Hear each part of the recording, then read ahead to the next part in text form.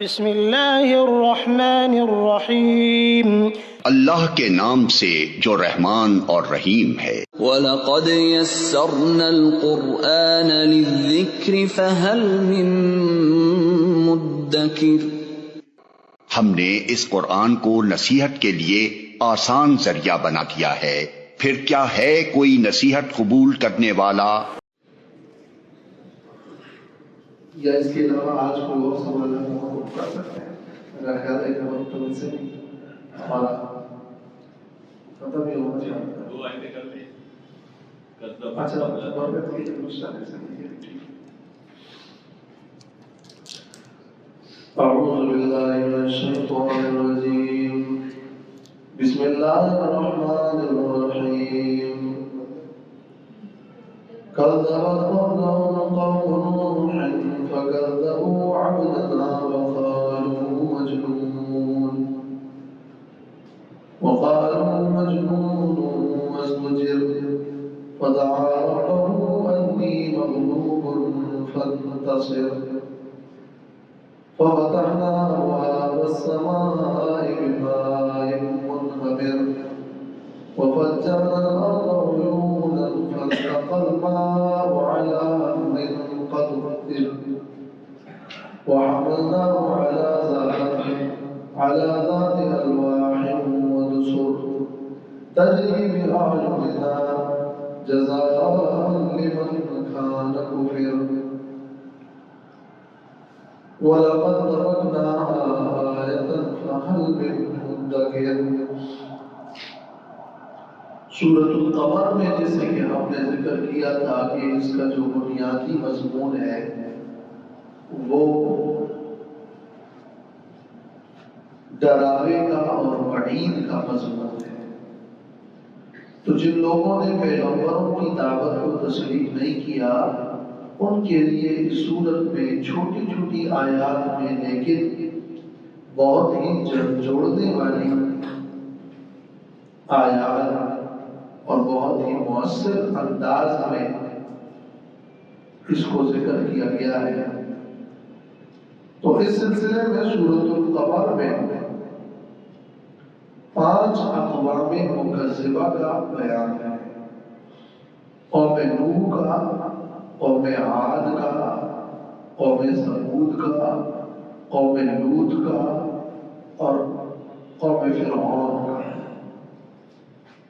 اور ان 5 اقوام مکذبہ پر جو شدید وعید اور عذاب نازل ہوا اس کا بھی اس سورت میں ذکر ہے۔ اس سلسلے میں سب سے پہلے ذکر ہے قوم نوح کا، اور اس سے پہلے فرمایا تھا کہ وَلَقَدْ جَاءَهُم مِّنَ الْأَنبَاءِ مَا فِيهِ مُزْدَجَرٌ۔ پہلے بہت خبریں آ چکی ہیں جن میں ڈانٹ اور زجر کا بڑا سامان تھا، لیکن ان قوموں نے نہیں مانا۔ تو یہ اب ان اقوام کی تفصیل ہے، یہ گویا اس آیت کے اجمال کی تفصیل ہے۔ كذبت قبلهم قوم نوح، جھٹلایا ان سے پہلے قوم نوح نے، فکذبوا، پس انہوں نے جھٹلایا عبدنا، ہمارے بندے کو۔ نوح علیہ السلام اول رسول، سب سے پہلے رسول ہیں جن کو اللہ نے بھیجا۔ سب سے پہلے نبی تو آدم علیہ السلام ہے، سب سے پہلے رسول نوح علیہ السلام۔ حضرت ادریس علیہ السلام کا بھی نوح علیہ السلام سے پہلے مبعوث ہونا تحقیق سے ثابت نہیں ہے، وہ ان کے بعد ہے۔ تو قوم نوح نے جھٹلایا نوح علیہ السلام کو، فکذبوا عبدنا، کذبت بھی ہے اور فکذبوا بھی ہے، یہ تکرار برائے تکثیر ہے، یعنی بہت زیادہ جھٹلایا، ان کی دعوت کو بھی جھٹلایا، ان کی شخصیت کو بھی جھٹلایا۔ تو فَكَذَّبُوا عَبْدَنَا، توحید کو بھی جھٹلایا اور رسول نوح علیہ السلام کو بھی جھٹلایا۔ تو فَكَذَّبُوا کے ساتھ عَبْدَنَا کذبت، انہوں نے مسئلہ توحید اور دعوت کو جھٹلایا، فَكَذَّبُوا انہوں نے نوح علیہ السلام اور رسول کو بھی جھٹلایا۔ عبدنا اللہ کہ وہ ہمارے بندے خاص ہیں۔ زمین و آسمان میں جو کچھ ہے سب اللہ کے آگے مطاع اور عبد۔ ان کل من فی السماوات والارض الا آتی الرحمن عبدا، وہ عبد تو سب ہے، لیکن ان بندوں میں پھر جو اللہ کے خاص بندے ہوتے ہیں وہ عبودیت خاصہ والے ہیں، جیسے وہ عباد الرحمن، رحمان کے بندے ہوئے، وہاں خصوصیت مراد ہے۔ تو خاص بندے نوح علیہ السلام اور انبیاء علیہ السلام کی صفات میں عبد کا لفظ اس بات کی دلیل ہے کہ عبادت اور بندگی سب سے زیادہ عظیم اور اشرف صفت ہے۔ اور نوح علیہ السلام کی دعوت کیا تھی اور کیسے جھٹلایا، یہ تفصیلات سورۃ نوح میں گزر چکی ہیں۔ وَقَالُوا مَجْنُونٌ وَازْدُجِرَ، اور کہنے لگے کہ یہ تو مجنون ہے۔ پیغمبروں کی سادہ دعوت اس کو وہ مجنون کہتے ہیں۔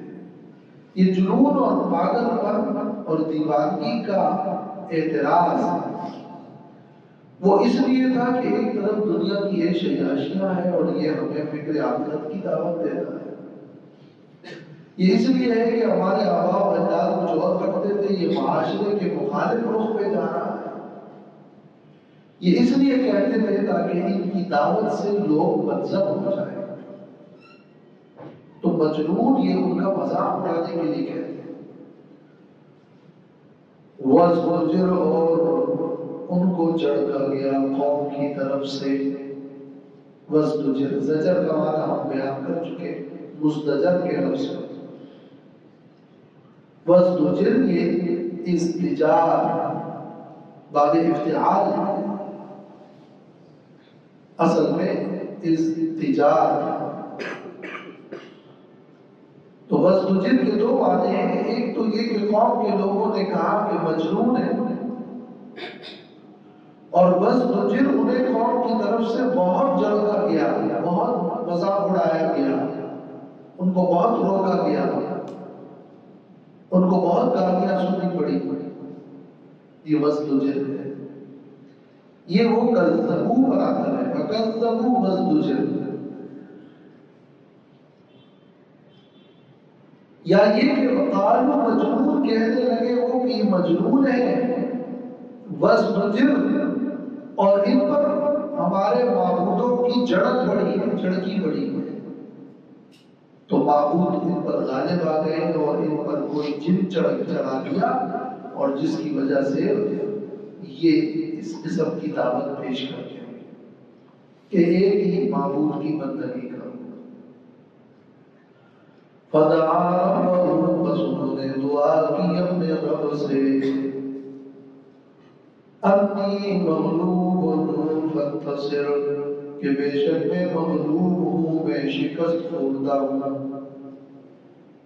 فَانتَصِرْ، بس میرا بدلہ لے لے۔ انتصار بنا انتقام، میں بے بس مغلوب ہوں، میں کچھ نہیں کر سکتا، میں نے اپنی پوری کوشش کر 950 سال تک نوح علیہ السلام نے دعوت دی، پھر اللہ کو کہا کہ اللہ میں نے اپنی پوری کوشش کی، لیکن قوم کے لوگ نہیں مانتے، میں بے بس ہو چکا ہوں،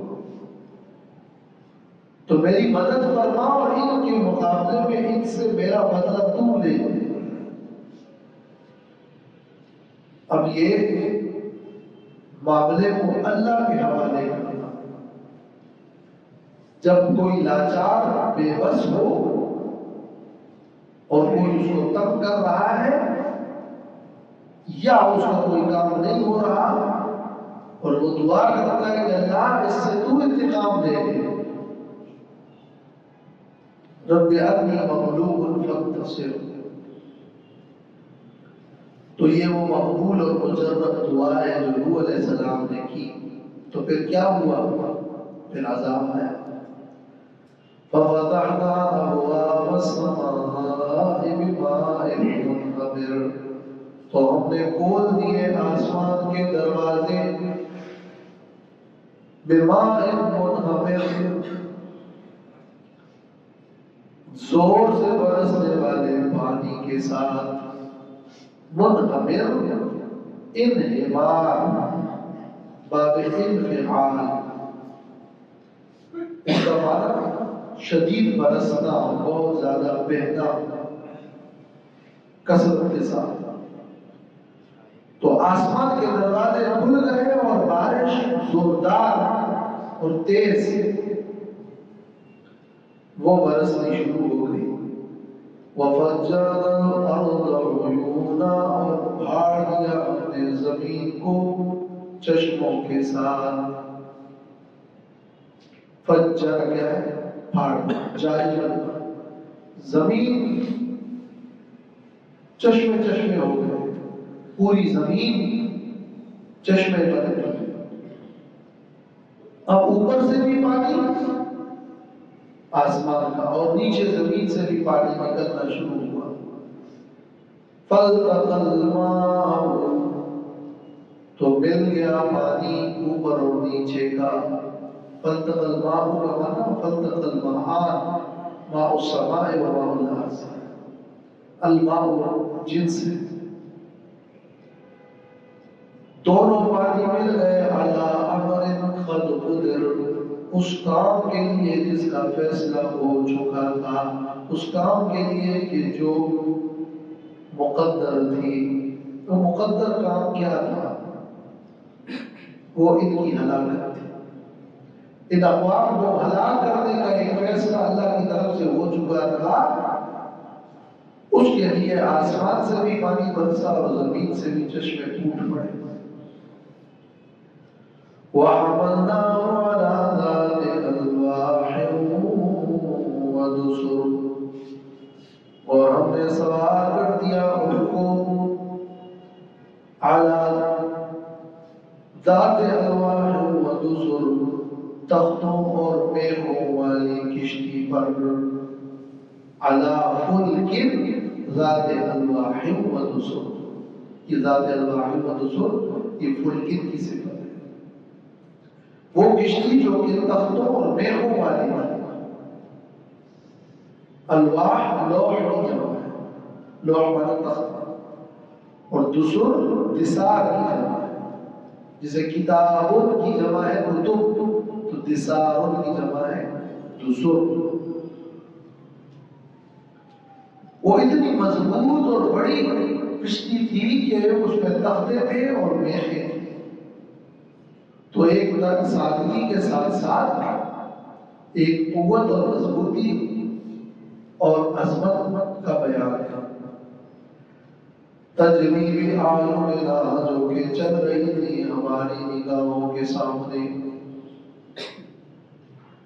ورنہ تو اس موج میں، اس پانی میں اور اس کشتی پر کسی کا اختیار نہیں تھا، لیکن جب نگرانی ہماری تھی تو ہم نے اس کی حفاظت کی، ورنہ کتنا بڑا اور ضخیم پانی ہوگا اور اوپر نیچے سے برسنے والا، اس میں کشتی کا بچنا بھی مشکل لگ رہا ہے۔ جزاء لمن کان کفر، یہ بدلہ تھا، انتقام تھا، لمن ان کا کان کو پھر جن کا انکار کیا گیا اور جن کی ناشکری کی گئی، دونوں معنی انکار سے بھی اور کفران سے۔ جن نوح علیہ السلام کی انہوں نے ناقدری کی، انکار کیا، مجبور کہا، ان کے بدلے کی خاطر بطور انتقام ہم نے یہ عذاب طوفان کا نازل فرمایا۔ وَلَقَدْ تَرَكْنَاهَا آيَةً فَهَلْ مِن مُدَّكِرٍ، اور ہم نے اس واقعے کو نشانی بنا دیا بعد والوں کے لیے، اور ہم نے چھوڑ دیا اس واقعے کو اور اس کشتی کے تختوں کو بعد والوں کے لیے نشانی بنا دیا۔ فَهَلْ مِن مُدَّكِرٍ، تو کیا ہے کوئی نصیحت لینے والا؟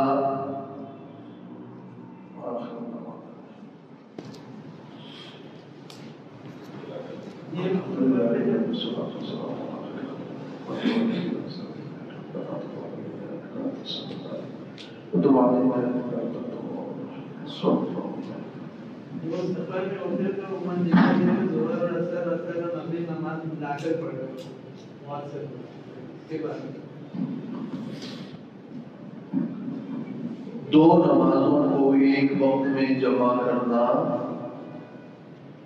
یہ سفر میں بوقت ضرورت ایسا کرنا کیسا ہے؟ احناف کے نزدیک جائز ہے، باقی ائمہ کے نزدیک بوقت سفر ایسا کرنا جائز ہے، اور لہذا ظہر کی نماز مؤخر کر کے عصر کے وقت پڑھ لینا یا عصر کی ظہر کے ساتھ پڑھ لینا، یہ جمع بین الصلاتین کا مسئلہ اختلافی ہے۔